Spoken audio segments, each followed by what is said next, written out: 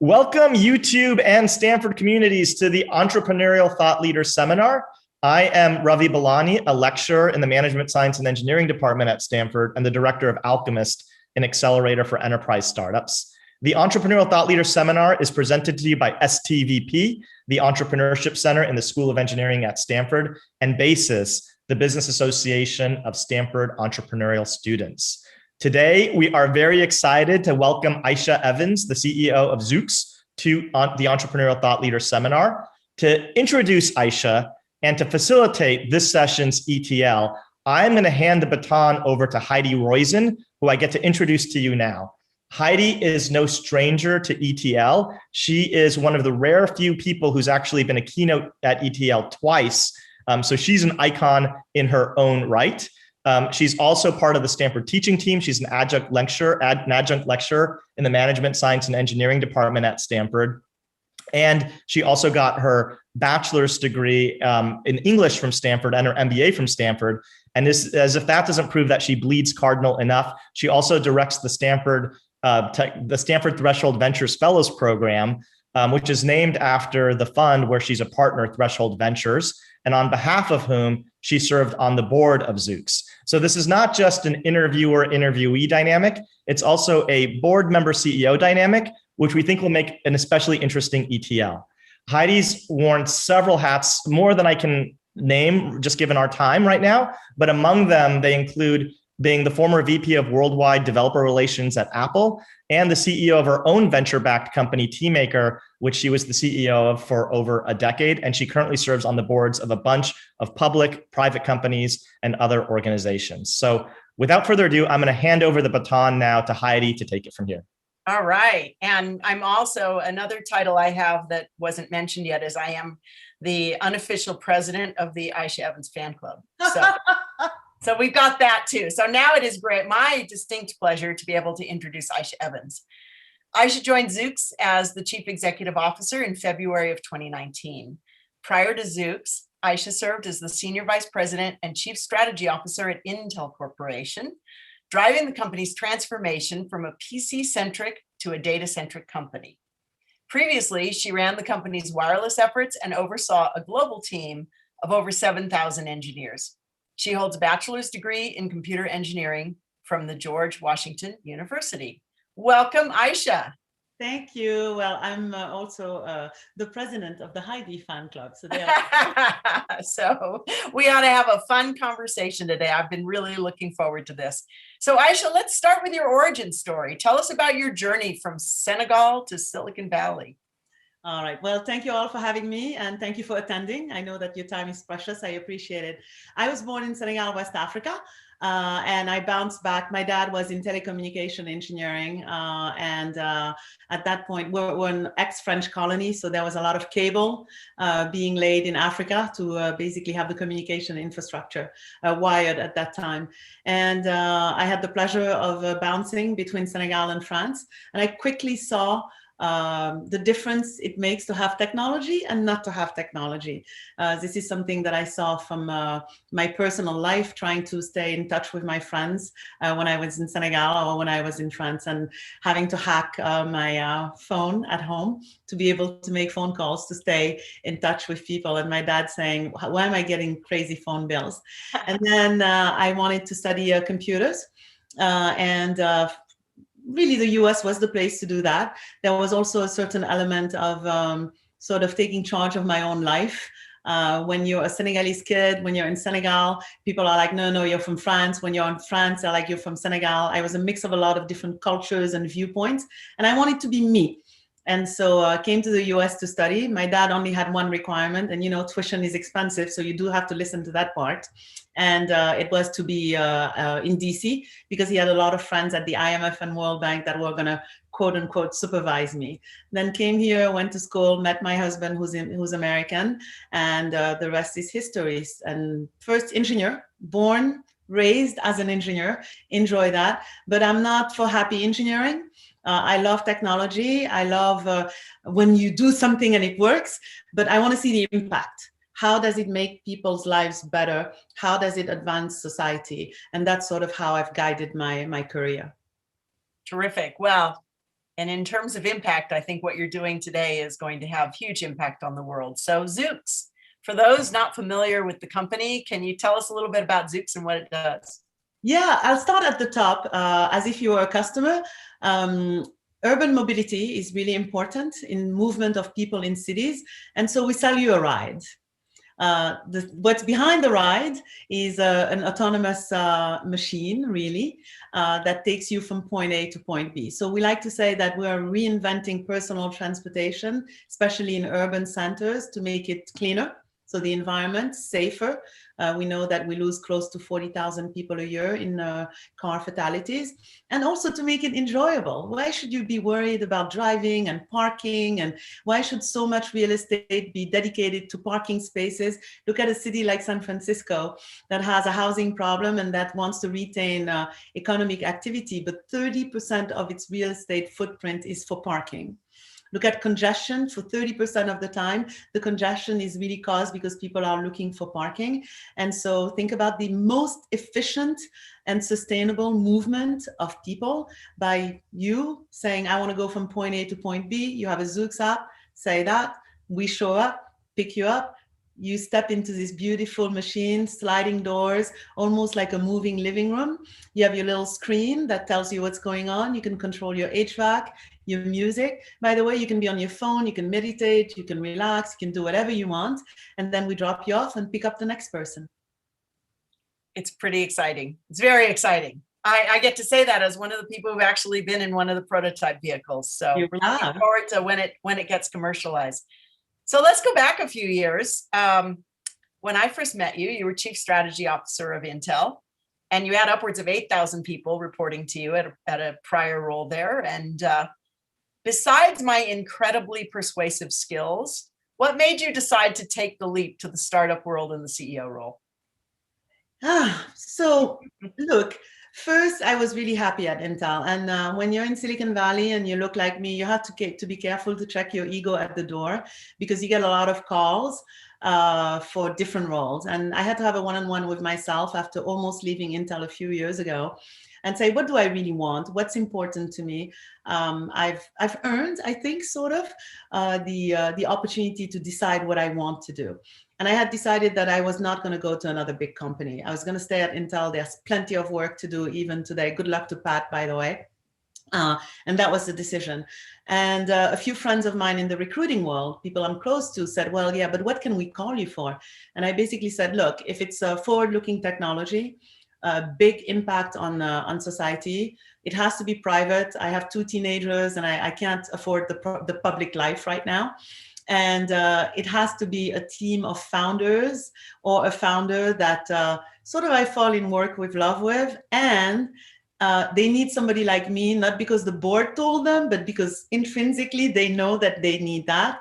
And it has to be in the Valley because I didn't want to move. And really, Zoox, I mean, it was scary a little bit. It's a big mission, but it ticked all the boxes. I mean, economic activity and advancement in societies happen through the movement of information and people. Even the internet, it's actually a transportation system. It just happens to be virtual and it's for knowledge. So Zoox ticked that box. Our cities need a lot of help. We're not going to destroy them and rebuild them. There isn't space to redesign them. They are the center of economic activity. The climate and the environment, especially now that we have a new world order a little bit in the US. Hopefully we're not arguing about that anymore. That's important. And then just what you make possible and what you unleash for people in terms of economic access. So Zoox really, the mission is bold, it's ambitious, it's absolutely worthy, and I want to spend my time on worthy things. And then I have a wonderful co-founder that, we do quite well together. So that's in the end why I said no. By the way, I never told you this. A lot of my friends in the Valley said, "Are you nuts?" Well, I'm not surprised by that. I'm glad you didn't listen to them. No. Or I'm glad you didn't take their concerns. Well, you bring up the co-founder, and I want to talk about that a little bit, because I know from being on the other side of the recruitment effort that the most important relationship, and really, while there were 4 of us on the search committee, and you were the #1 choice of each of us individually, but one person's vote mattered the most. And that's Jesse Levinson, because of course, Jesse being the co-founder and the person you were going to have to work incredibly, incredibly close with, that relationship is really important. And I think that's an archetype of a lot of relationships in technology in Silicon Valley writ large, that it is a relationship between someone who comes in with a lot of experience and someone who was the person who started at the very beginning, who may not have had all the kind of experience. It's that melding of the two skill sets that really makes magic happen. So can you tell us a little bit about like what you and he actually did to figure out if that was going to work, and what you've had to do to actually make it work? It's funny. So I went into, I remember we all talked, you all members of the search committee. And then it was like, okay, well, now you need to, now you have to meet Jesse. And I remember everybody like preparing me, like telling me, well, this and that. And I was like, okay. So I kind of knew going in. I drove to Foster City to meet him for the first time ever. I had never heard of him. And I was like, all right, this is going to be either a very short conversation or the beginning of something beautiful. So I came in and we walked around instead of sitting down. And I don't know how to put it. It's like very quickly, he's very logical, which I appreciate. He has a good value system, which I appreciate. He's super excited about the mission. I mean, it's almost like, it's unbelievable how rooted it is him, basically. And the most important point, he's a learner. And this is key. To me, that makes a big difference, because frankly, if you're the co-founder and you know it all, you don't need me, let's not waste time. And so the fact that he was a learner and we had a value system, and we kind of teased, it's been 2.5 years now, we're very similar. We have moments, we're driving people nuts at Zoox, because sometimes they'll be like, did you guys talk? I'm like, no, we independently came to the same conclusion. Or sometimes we'll send exactly the same text at the same time. Now we have to watch for that, because what's important is diversity of thought. Your similarities are good and your value system to sort of make you a good team. But you do need that diversity of thought. No, but I don't know, we like each other. Now, turned out he knew more about me than I knew about him. So he had a leg up a little bit, but it just clicked. And then there was a moment, I would prefer not to say what the question was, because it's an intimate moment between the two of us. But I walked in there going, I don't care what happens. If it's going well, I'm going to ask him this question, because I'm going to know what he's made of. And I asked him a very difficult, intimate question that had to do with Zoox. And you have to know, Jesse, first he did his little like I can't believe she's asking me this. Then he took a deep breath, and then he gave me the answer. And he defended his position. And he said, at the end, I don't know if I was fully right, but I think I was, and I stand by what I did. And yeah, so that also brought respect into the relationship. And then from there, we talked and talked and talked and talked and talked many, many times. And then we got down to negotiations, how it is.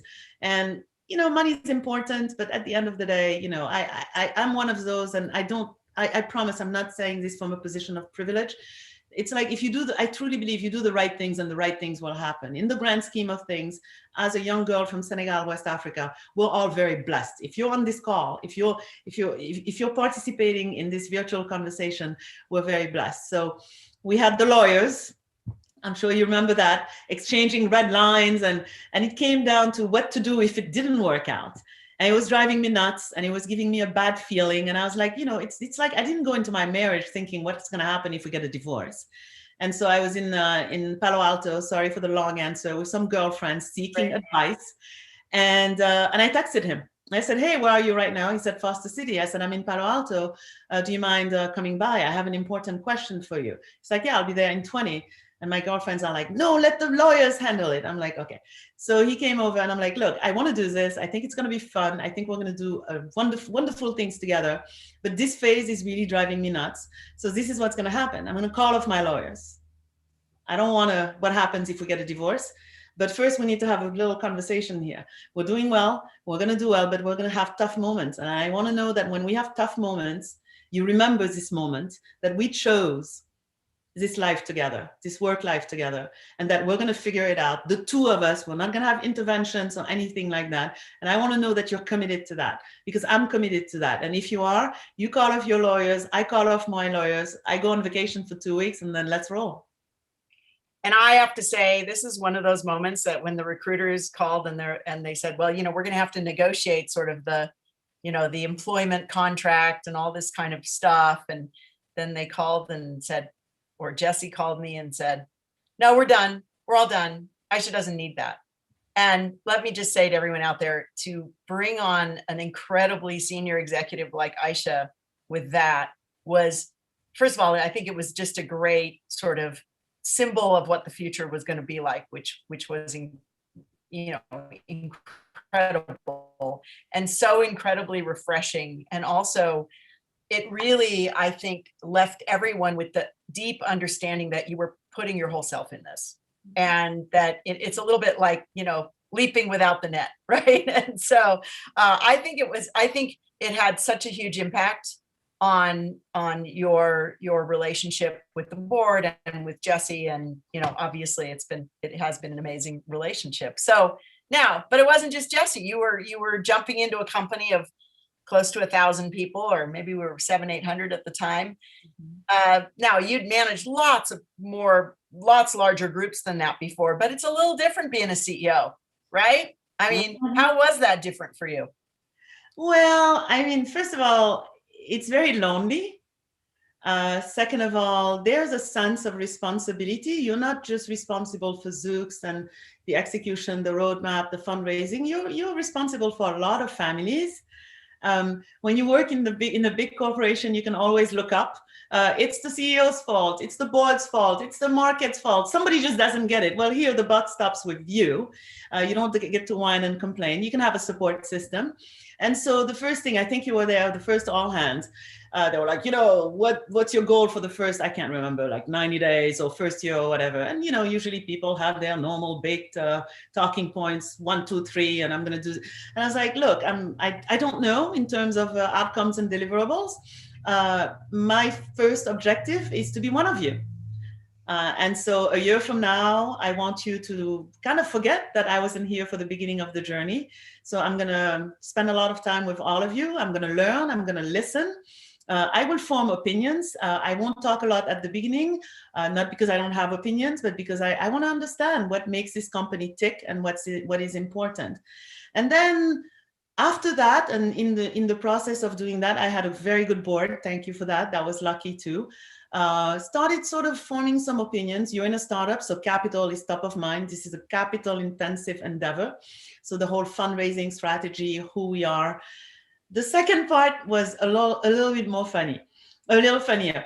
At Intel, I was known as the change agent and renegade. Why do we have this process? Why is this bureaucracy? Why can't we do this? Why can't we do that? Why all this infrastructure? Well, at Zoox, you're not just driving execution. You're building a company, hopefully an American icon. So I was like, wow, nobody's coming.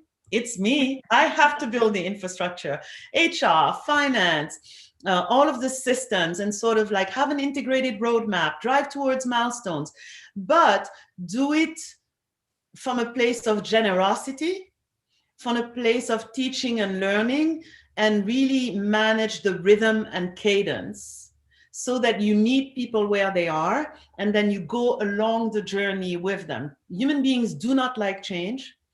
And so you have to try to make the change positive, and extra credit, make it even feel good. And that doesn't mean you don't make tough decisions. I think within the first, 3 months, a few executives were no longer with us. That was hard. Make the calls, don't sweat the small stuff. And remember what Andy Grove told me once. I was criticizing him and saying, I heard that during your days, this and this happened. I can't believe you didn't deal with that. Because, I know it all, right? I'm opinionated like all of them. And he's like, Aicha, I knew about that, but that was number 25 on my list. And number 1 and 3 were so much more important. So sort of learn where to put your attention. Where do you teach to fish? And but it's been a great journey, and I've learned a ton too. This is a technology that I didn't know in detail. This is probably the smartest collection of people that I've worked with, and this is definitely the greatest variety of skill sets that I've had the pleasure to work with and building one thing together.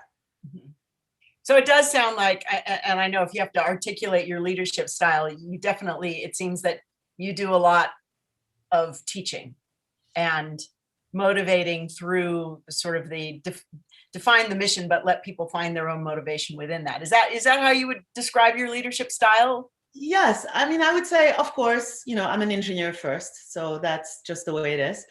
So logic, math are very important. I also like philosophy, so heart, balance are important.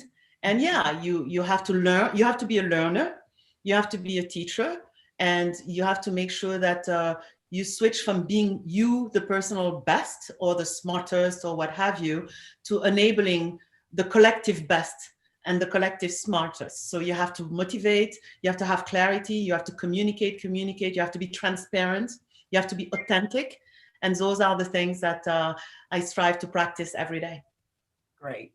Now, of course, you faced something just about a year ago that a lot of people in the world faced. All of a sudden, COVID enters. Yes. And you actually run a factory or a prototyping factory in a lab. And I mean, you can't just send everybody home to work from home. So question for you, how did the pandemic change what you did at Zoox, and how did you keep Zoox moving forward during that time? Well, first I had to have a little bit of a one-on-one with myself. I was like, no, this is not happening. So I had to accept that it is happening. We were actually probably a week too late telling people to go home because I was literally in shock. Then, as you know, I had my little crying moment. Yes, I do cry at home by myself. And I was like, dang, we're done. I don't know how we're going to do this. I need people. Literally, we had to reveal the vehicle at the end of the year. That was a big deal. And that was one of those decisions that will always live with me, whether it was too late, too early, or what have you. And I am not joking. We use this expression that right at the beginning of the pandemic, when we told everybody to go home, all the vehicles parts for 4 vehicles we needed to build, test, and then reveal, they were in crates. We joke and say the bodies, because there's the big vehicle body, the bodies, everything was in crates at Cato, our manufacturing facility. So after crying, calling you probably, and Carl and others many different times, I was like, all right, we got to figure something out here. And Andy Grove really helped me, again, from the grave. Good companies in crisis, bad companies die, good companies survive, and great companies actually thrive and emerge stronger. So it was like, okay, let's break down the problem. How do we figure out, how do we work with the counties to have the minimum number of people on site to be able to build this vehicle? How do we organize the shifts and phases so we can have social distance and all of these different things? How do we work with our head of environmental health and safety to put protocols in place? Also got a medical doctor as a consultant to help us with all that, and sort of reassured everybody also that this was totally voluntary. And if they were not comfortable doing it, then we were not going to do it. And basically started building the vehicle step by step and started the testing and rotating people around. Kudos and shout out to our software team, because they were doing, the vehicle doesn't do anything by itself, right? By itself, it's basically, a paperweight. And so they were developing and testing remotely. So imagine the tools and infrastructure to do that. And then there was the other side of the thing, which is I'm supposed to be closing a fundraising round right now. What the hell are we gonna do? But it also brought a lot of clarity in terms of this is a long-term game. This is capital intensive. We happen to have one company, Amazon, that we felt it was logical for them to be in this game, but they weren't. And to make a long story short, we ended up with them. Did right by our investors, at least as the best we could do. Heidi taught me no value destruction. I said, yes, ma'am.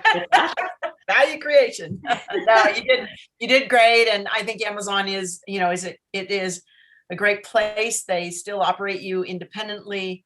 They recognize that this is a multi-billion-dollar effort, and it is going to take a while to do this. It's got to be right. It's got to be safe. It is an incredibly complex thing to do.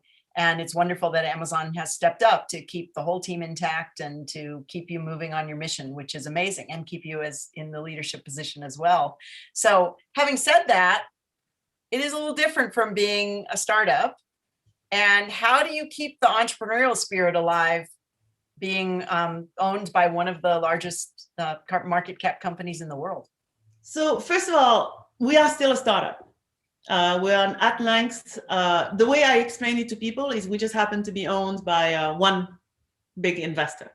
And it happens to be an investor that also has a lot of experience at building multi-billion-dollar adjacent and orthogonal businesses. And so it's a great single investor or owner, but that also has a lot of advice. And down the road, as we earn the opportunity to do so, there are also a lot of opportunities to do stuff together. So what I tell folks is nothing's changed. We're a startup, agile, nimble, fast. We have to take risk. It's funny, we were in a review and an Amazon executive said, well, if you need more of that, you have to ask, and, we'll figure out the funding. And I was like, yes, if we need that, we will. But then I turned to my Zoox team we were together. I said, hey, we're poor. We don't have any money. We stay hungry. We stay determined. So really, a lot of people ask me this question. We're still a startup. Zoox, when you come in, it feels exactly the same. It's just that we have security now. We don't worry about tomorrow morning, but we operate still like a startup. And we have competition out there. We have a big mission. And so we haven't changed our mindset a bit. So let's change topics a little bit. Couple quick questions at a kind of more personal level. The first one is Silicon Valley is notoriously bad when it comes to diversity, both women and people of color. What are your thoughts on the state of diversity and inclusion in the Valley, and how can we change it for the better? Well, the state it's not good. And I know personally, I'm decent at what I do and I'm very proud of my career, but I know I'm not that good that I should be getting the amount of phone calls that I get. Let me put it that way. So it's not good. Look, how we can change it. So this is probably going to be controversial, and now there are going to be a lot of questions popping up. Yes, you have to do something purposeful to change it. But I'm not sure that I agree with, I'm not one of those like you have to impose it on people basically through, now we're going to have, at least 2 women or these numbers or what have you. I think that's a step, but I don't think that should be the first step. I don't think we're applying enough generosity in sort of sitting the majority down and talking about what it means not to have diversity and inclusion for companies, from a bottom line and from just an innovation standpoint. And frankly, for this nation is not going to compete in the long term by all of us having more babies, right? This nation was founded on innovation, on risk-taking, and on bringing so many different people from so many different countries, choosing this nation and choosing its value system and bringing all of that together to create what it is today. And so I think that there needs to be almost a resetting of the conversation. This is not about scarcity, because look at it. If you tell the majority it's about scarcity, well, then human beings don't react well when you talk about scarcity. Then they are in defense, then there's negative energy, and so on. So I think we need to reset the conversation. Then we also need to be honest with the folks who are not in the majority and say, we didn't get here overnight. A lot of things are very systematic. Taking my son to Lego robotics opened my eyes, because he said, I'm the only brown person here. And by the way, the other people who just have a brownish color and straight hair don't count. And that was quite eye-opening. But that taught me a lot, because of course, what did I do? Well, I'm going to donate a lot of money to Lego robotics. They're like, yeah, we'll take your money, but let me tell you what we need. The kids you want to bring into the conversation, the kids you want them to participate. Some of their parents work on weekends. They don't have time to drive them to this. They don't have mentors in their schools on the Lego robotics project. And when there's a project, they don't have access to Silicon Valley parents who go, oh, it's going to be about muscle atrophy on the way to state. Don't worry, I'm going to call Heidi because she knows somebody at NASA. And the next day you're talking to like the number 3 person at NASA.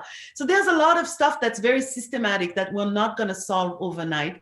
And so to me, we need to reset the conversation. create a mentality of abundance. So it's all of our problem. And then talk about all this bad systematic stuff that's been installed overnight. Right. How do we go after it? And what unnatural acts and chances do we give to make that happen? Yeah, it makes a ton of sense. So we all know about Intel inside, but now we're going to get to Aicha inside, figure out what makes you tick. You've had a tremendous career and you kind of don't have to work.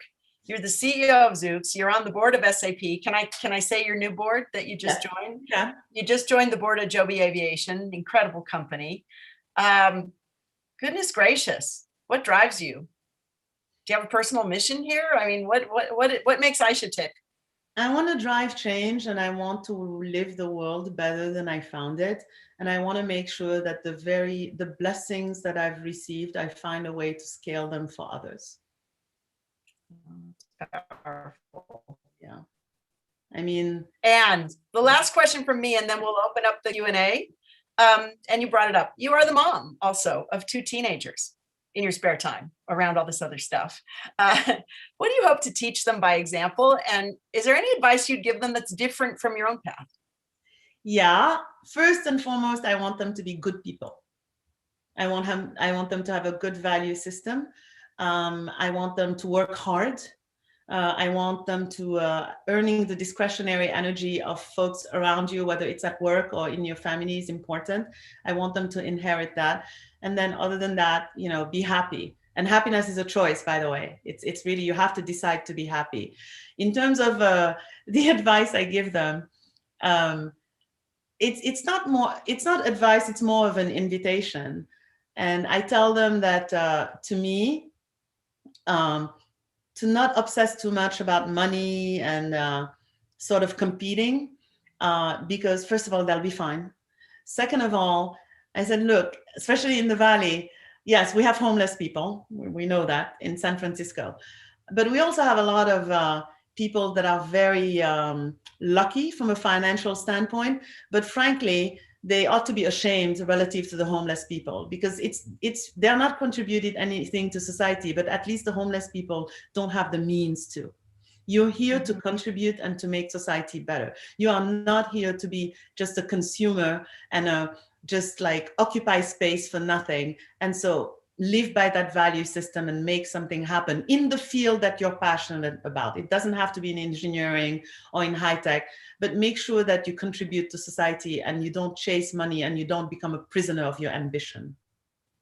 Well, of all the people who are lucky to have you in their lives, I think your kids should know what a great mom they have. And if they need to be reminded, tell them to call me and I'll tell them. Will do. Well, that was great. Let's turn our attention to the Q&A that we've amassed here. And Aicha, can you see it as well? Yes, I can. All right. Do you want to go through and pick? Yeah, I'll just go by the voting. So I'll do the first. I know, by the way, I know in the all hands meetings at Zoox, they use the same voting system. So, and I have watched Aicha go through every question. So Heidi and Aicha, just to interject, if you can read the question, because for the people on the podcast, they won't be able to see it. Right. Thank you. All right. So Zoox is no longer a startup, having become a subsidiary of Amazon. What does Amazon gain directly from Zoox asset and talent? Why is Zoox a good fit for Amazon? Might it possibly reduce Amazon's operating costs by automating delivery vehicles? I ask because Amazon likes to acquire companies that it can directly integrate into its service or supply chain, i.e. distribution, Amazon Prime Air, Whole Foods, Twitch, AWS, etc. And then there's a source. So as I said earlier first of all, thank you for your question. It's a good one. As I said earlier to Heidi and to all of you, we're a little different in the sense that, no, we're still a startup. We just happen to be owned by Amazon. And we also get a lot of advice and sort of an acceleration in doing our mission. And our mission is exactly the same. You can actually go on the Amazon Day One blog and search for Zoox there. And these are very smart people. There's a reason that they've had so many successful businesses. Look, if you can move people, first of all, that's where the economic demand is, right? And that's already starting. You see it with non-autonomous mobility on demand today. with ride sharing and so on. So their view is work hard to establish the technology, get to market, make it safe. That's where the demand is. That's a growth business, and earn the opportunity. And I agree with that, to then have intersection points with whether it's delivery, whether it's Whole Foods, whether it's Alexa and other things.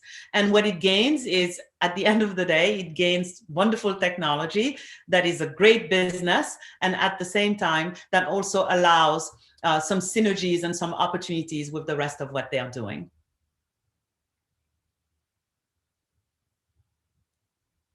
All right, I'm going to move to the next question. I think I lost Heidi for a little second, but I'm sure she'll be back.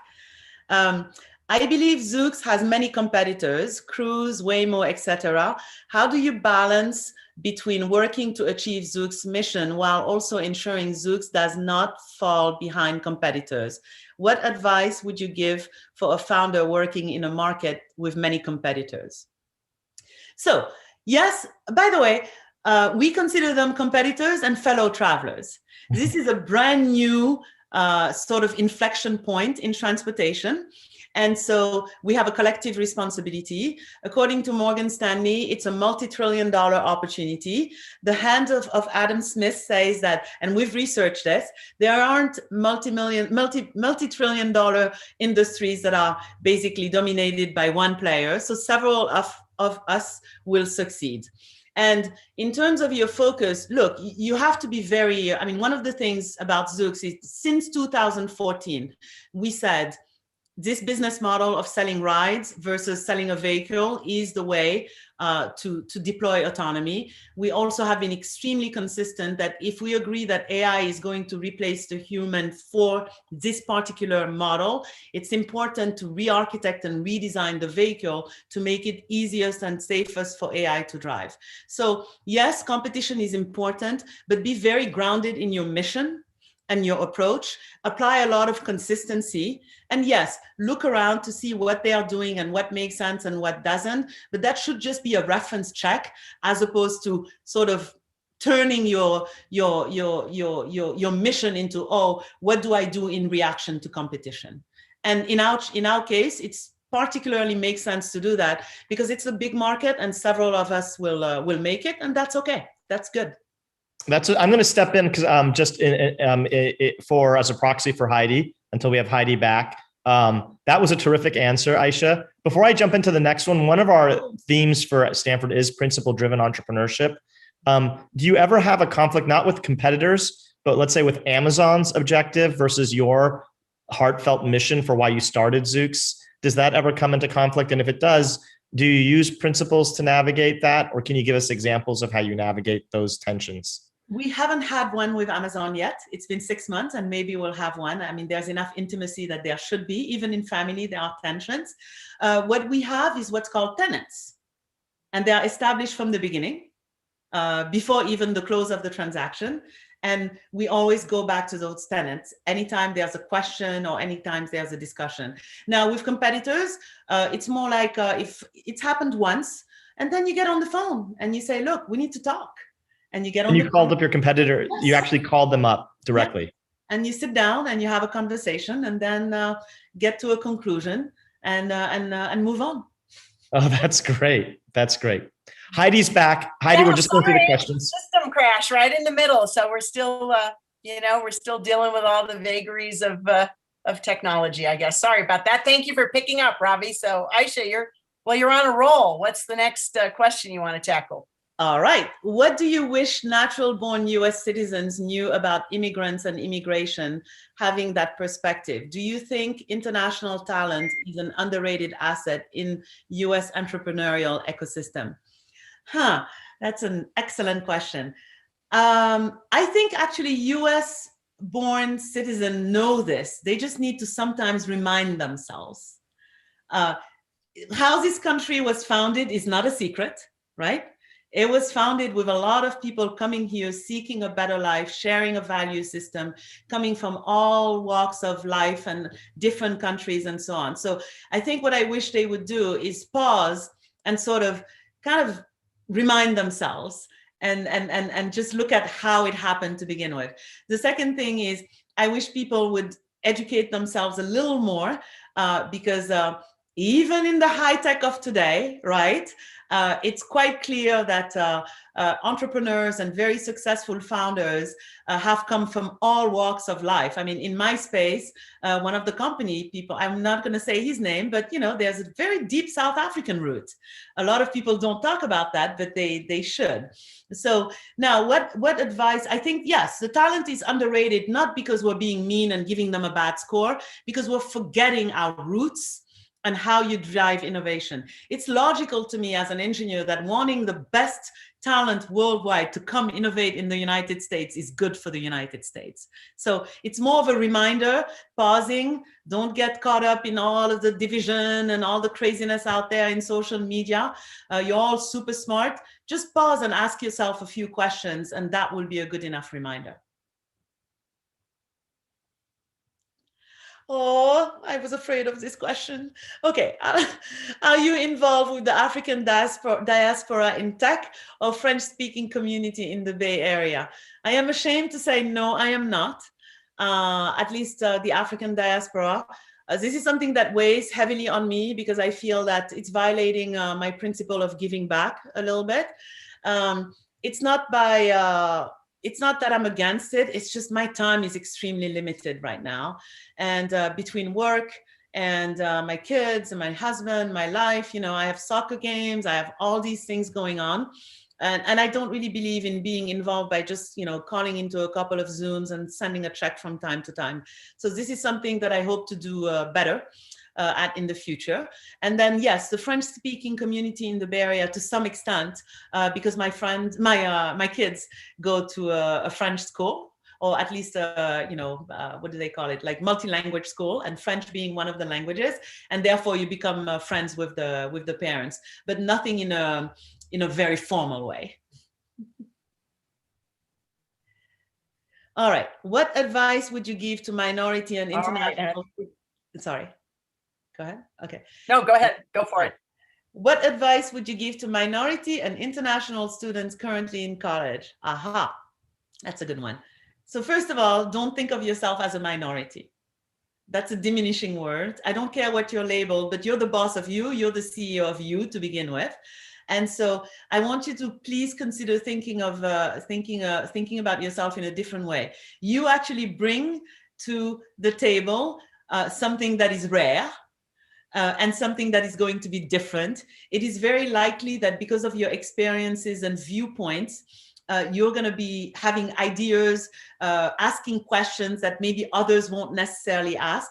So I want you to actually switch it in your mind and treat it as an advantage, as opposed to anything else. For international students, I think it's important to ask yourselves, are you here just to get an education and go home? Which is totally okay, by the way. Or are you here to get an education and you kind of like it here and you want to be part of the diaspora? And go back to my initial question, immigrants and sort of that international infusion has always been good for the United States in terms of innovation. Embrace it, go find your journey, and please, please, please don't pick the easy jobs. Don't pick the easy projects. Sort of take some risk. I like to say, and I hope this is not too controversial, you know, if you fail, there's no failure really, because if you succeed, you get noticed and you get given more and you get a support system. And if it doesn't work out, you learn, back up, look at the triggers, reload, and try again. So either way, you win. Great. You want to take on the next one here? Okay. All right. With any new market disrupting technology or product, there are people who aren't on board. This is the hardest part, marketing to those and convincing those who are not on board. What do you say to the people not on board with self-driving vehicles? They probably already know the facts. Self-driving companies market with less deaths, safer. How would you speak to these individuals? So that's an excellent question too. So yeah, you don't throw the figures and the facts at them. I'm going to tell you a secret. I believe in momentum. I think sometimes we engage in conversations with either what I call the non-believers or the detractors a little too soon. So when you have a disruptive technology, by the time it's mainstream, everybody forgets that it started tiny, small, medium, large, and scale. So I personally don't believe, unless you absolutely need something from somebody who's a detractor or who's not on board, meaning they are absolutely necessary for you to move the mission forward. I think that sometimes we make the mistake, especially in high tech, to try and convince those detractors or folks who are not on board way too early. So first question I ask myself is it absolutely necessary to have those people on board right this minute? Because without that, the mission cannot carry forward. And if the answer is no, it is not necessary, then kind of leave that for down the road. Because at the end of the day, if you have a great product, I mean, we talk about the iPhone now, right? And Apple and all that. People forget the first iPhone launched on the AT&T network and only in the United States of America. It wasn't even on the other networks. And we now look at what's happened over 15 years or so. It is worldwide. So my view is it necessary? If it's not necessary, I'll catch you a little later. And by the way, maybe I won't have to catch you because momentum, if I'm delivering value, momentum will take over. Now, if it's really necessary, then I have to understand why is it you don't believe? And then we have to basically get in conversations and we have to get into a little bit of an SLA or a little bit of a contract as to what has to be true or what do you need to see to start believing and then keep earning that and put points on the board. Great. I think looks like we have two more here that we can probably get to before we run out of time. You pick. Well, let's start with this. Here's one. Do you feel like business school is necessary to be a great executive, seeing as you chose not to get an MBA? Oh boy. I know you have a lot of MBAs working for you. I do. Look, first of all, I mean, the fact that I didn't get an MBA was just an exercise in circumstances. I actually thought that I needed one. Look, I think an MBA is a very good tool.